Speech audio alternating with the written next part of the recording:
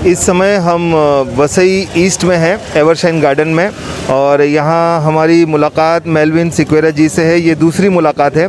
कल भी हम मेलविन सिक्वेरा जी के साथ ही थे और इन्होंने आमरण उपोषण जो किया था कल, उस पर हम बात कर रहे थे, लेकिन अनफॉर्चुनेटली टेक्निकल डिस्टर्बेंस की वजह से कल जो है न्यूज़ अपलोड होने के बाद भी स्प्रेडिंग प्रोसेस पर नहीं जा पाई। आज हम उनसे बात करेंगे। कल की जो मुलाकात थी उसे सरसरी तौर पर हम बता दें कि मेलविन सिक्वेरा जी आमरण उपोषण पे थे इलीगल कंस्ट्रक्शंस को लेकर। वसई विरार में काफ़ी इलीगल कंस्ट्रक्शंस हैं, उनको लेकर के वो आमरण उपोषण पे थे, और साथ ही काफ़ी संगीन इल्ज़ामात मेलविन सिक्वेरा जी ने वसई विरार महानगर पालिका पर लगाए थे, और उन्होंने ये कह दिया था साफ तौर पर कि जब तक कोई लिखित जो है आश्वासन उन्हें नहीं मिलेगा वो आमरण उपोषण पे से नहीं उठेंगे। अब आगे का मामला जानते हैं मेलविन सिक्वेरा जी से ही। सर, कल जो हमारी बात हुई थी वो हम स्प्रेडिंग प्रोसेस पे नहीं जा पाए क्योंकि थोड़ा टेक्निकल डिस्टर्बेंस है। ये जानना चाहेंगे सर कि वहाँ से जो आमरण उपोषण की जो स्थान है वहाँ से आप उठ गए हैं, क्या कुछ हुआ कल?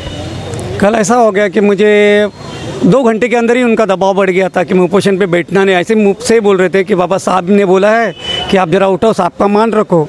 मतलब ठीक है साहब, नए नए आए, मैं मानता हूँ उस बात के लिए। ऐसे 2 साल से मैं पत्र व्यवहार कर रहा हूँ। मुझे कोई लिखित तौर पे अगर लेटर मिल जाएगा कि बाबा मैं फलाना समय तक मैं काम कर दूंगा, आपका काम पूरा हो जाएगा, जो इनलीगल है उनके ऊपर काम करूँगा, प्लस उनके ऊपर FIR लॉज होना चाहिए। मेन थिंग FIR लॉज होना चाहिए। ये FIR लॉज करते नहीं, उसके अंदर ही साठगढ़ करके उनको और बढ़ावा देते थे।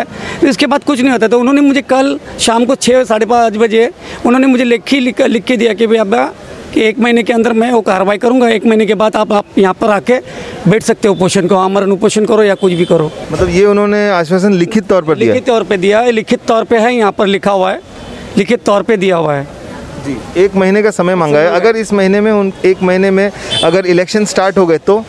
अगर इलेक्शन स्टार्ट हो गए तो आचार संहिता लगे तो मेरे को कोई बंधन नहीं है, क्योंकि मैं राजनीति से नहीं हूँ। मैं द वॉइस ऑफ पीपल की तरफ से हूँ और उसकी तरफ से मैं बैठ भी सकता हूँ, क्योंकि मैं पत्र व्यवहार पहले से करते आया हूँ। मेरे से कोई आचार संहिता भंग नहीं होगी, ना कोविड का मैं पूरा तरह से ध्यान रखूँगा। ये तो मैंने उनको भी वादा दिया, लेटर में भी मैंने उनको लिखा था। मगर ये जो जितनी जल्दी कार्रवाई होगी उतना अच्छा है, क्योंकि मुझे ऐसा लग रहा है मुझे कोई तो भी मारने की धमकी दे रहा है, मेरी जान को भी खतरा है। तो आप जो ये उपोषण कर रहे हैं इन लोगों के खिलाफ, हाँ। तो वो लोग आपको मतलब जिनके खिलाफ, क्योंकि वो इतना टूटेगा, नुकसान होगा, उनको देना पड़ेगा। एक तो सरकारी जगह पे इन लोग कर रहे हैं, सरकार भी देख रही नहीं है वहाँ पर, तो क्या करेंगे?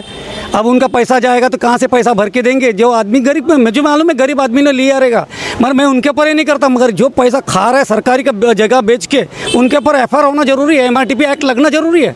और MRTP एक्ट खाली नोटिस दे के नहीं, उनके ऊपर कायदे से FIR पुलिस स्टेशन में होना चाहिए।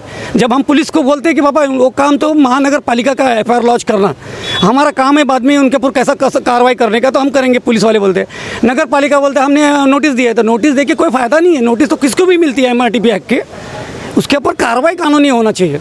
मतलब सिर्फ बेसिक कार्रवाई एक नोटिस दे करके वो कर लेते हैं, फिर बाद में उसके ऊपर कोई भी जो है एक्शन नहीं होता, कोई एक्शन नहीं होता है, क्योंकि उनको उल्टा मिल जाता है। 14 दिन का मौका मिलता है, 14 दिन के मिलने के अंदर ही उनके अंदर जो साठगांठ होती है, अगर सच्चा इंसान होगा ना तो उसके ऊपर कार्रवाई करेगा।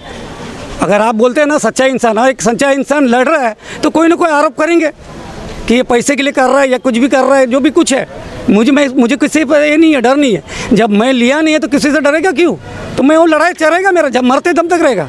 अगर मेरे को जो कोई भी मारेगा बिरेगा तो वो जवाबदार, मैंने पुलिस लेटर में लिखा है। CP को भी मैंने ईमेल किया है, DCP को मैंने ईमेल किया है, और एडिशनल को भी मैंने ईमेल किया है, और तुलिन चौकी को भी ईमेल किया है। अगर आपकी जान को कोई खतरा होगा तो इनको आप ये करिए।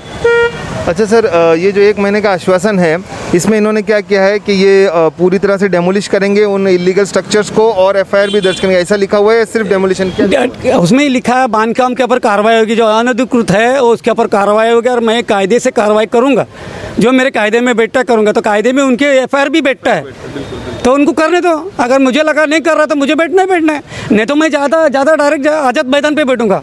यहाँ पर मुझे दबाव मिलता रहेगा तो मैं आज़ाद मैदान पर बैठूँगा, फिर वहाँ से मंत्रालय में बैठूंगा, तो मंत्रालय को बोलूँगा बाबा तुम लोग देखो तुम्हारे इधर कचरा आ गया, अब तुम साफ करो। और जिस तरह से आपने कहा है कि आरक्षित ज़मीनों पर काफ़ी जो है वो हो गया है, तो इस जिस जगह पर आप अभी यहाँ पर हैं वहाँ पर भी आसपास में आरक्षित ज़मीन पर हुआ है कोई इलीगल कंस्ट्रक्शन? देखो मैं अभी बताता हूँ। सबसे पहली बड़ी बात तो महानगर पालिका की है।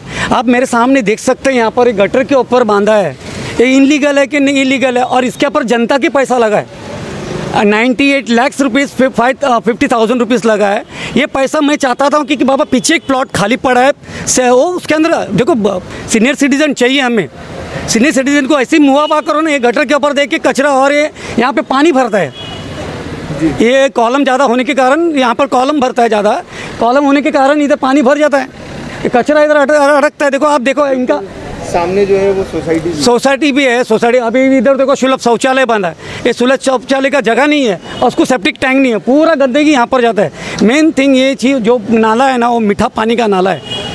सबूत के तौर पे मेरे पास है मीठा पानी का नाला है करके, मैं आपको बताऊँगा। नवभारत टाइम्स में छपा है मीठे पानी का। हाँ है, दिखा। तो वही मेरा बोलने का मतलब है, जब महानगर पालिका इतना अंधा ये कर रहा है, अंधा कानून कर रहा है, तो क्या है ये महानगर पालिका ने ही शौचालय गटर पर बना दिया है और यहाँ पर कोई सेफ्टिक टैंक नहीं है। इसका स्क्रीन पर आप ये जो है दृश्य देख रहे होंगे अभी। और दूसरी बात ये कहना चाहूँगा सर, आपने कहा था कुछ गार्डन को भी कैप्चर किया हुआ है। हाँ, ये मेरे पीछे ही गार्डन है, जो बच्चों लोग का गार्डन था। रातों रात उन्होंने 200 झाड़ काट दिए और उस गार्डन को बंद कर दिया। तो बंद कर दिया, मैं तो उल्टा उपोषण करके मैंने बहुत कुछ गार्डन खोल भी दिया था। ऑटोमेटिकली मैं 2 साल के लिए मैं बाहर गया था तो ऑटोमेटिकली वो बंद हो गया और अभी बंद ही है। मैं चाहता हूँ कि ये गार्डन खुले, नगर पालिका खोले या तो हम लोग खोलेंगे, जनता यहाँ की हम लोग खोलेंगे। अभी लास्ट कदम है मेरा, और गार्डन हमारे बच्चों के लिए खोलेंगे। नहीं तो उस जेबी लुधानी के ऊपर, जो जेबी लुधानी वाला है लक्ष्मण सेठ, जो एवर्सन बिल्डर का मालिक है, उसके ऊपर एफआईआर होना है क्योंकि पब्लिक को फंसाया है। यहाँ पर जहाँ पर स्विमिंग पूल मांगता था वहाँ पर 7 माले की बिल्डिंग है, जहाँ पर पब्लिक मार्केट मांगता था वहाँ पर आप मेरे सामने देख सकते हैं 7 माले का बिल्डिंग है। उसको आज तक ओसी नहीं है। कायदा क्या बताता है, जब तक ओसी नहीं है तब तक आप पोजीशन नहीं दे सकते। कायदे का उल्लंघन किया है तो इसको नज़रअंदाज करते हैं ये लोग। तो इनके ऊपर पहला शासकीय अधिकारी के ऊपर गुना दाखिल होना चाहिए कि जवाबदार मेन यही लोग है। यहाँ के जो आयुक्त है, सहायुक्त है, उनके ऊपर गुना दाखिल होना मांगता है। साथ में इंजीनियर जो साइन करता है उसके ऊपर गुना दाखिल होना चाहिए। मेरे तो कहना है कि इनके ऊपर पूरा एफआईआर होना चाहिए। तब तक मैं उठूंगा नहीं, मेरा ये लड़ाई चढ़ते रहेगा। मेरे को किसी का सपोर्ट का जरूरत नहीं, मैं वन मैन शो। पब्लिक आएगी तो उसके लिए वेलकम है। और सर लास्ट में आप क्या मैसेज देना चाहेंगे? लास्ट में यही देना चाहेंगे कि देखो हर एक एरिया का नगर सेवक होता है। जब आप लोग चुन के उसे देता तो नगर सेवक का कर्तव्य होता है कि किधर क्या है क्या नहीं है। पब्लिक ने भी समझना चाहिए कि हमें क्या करना चाहिए, कि आपका पैसा इस गटर के ऊपर लगा है, लीगल है कि इनलीगल है। आज अभी आप बोर्ड देखेंगे तो वो बोर्ड के ऊपर बड़े बड़े लोगों का नाम है, उन सब के ऊपर एफआईआर होना चाहिए।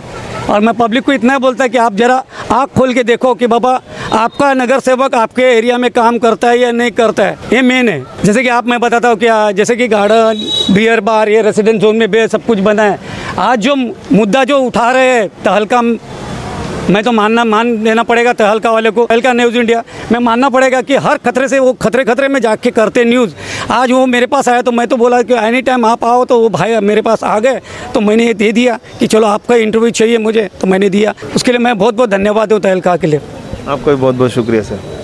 तो ये थे हमारे साथ समाज सेवक और वॉइस ऑफ पीपल के मेलविन सिक्वेरा।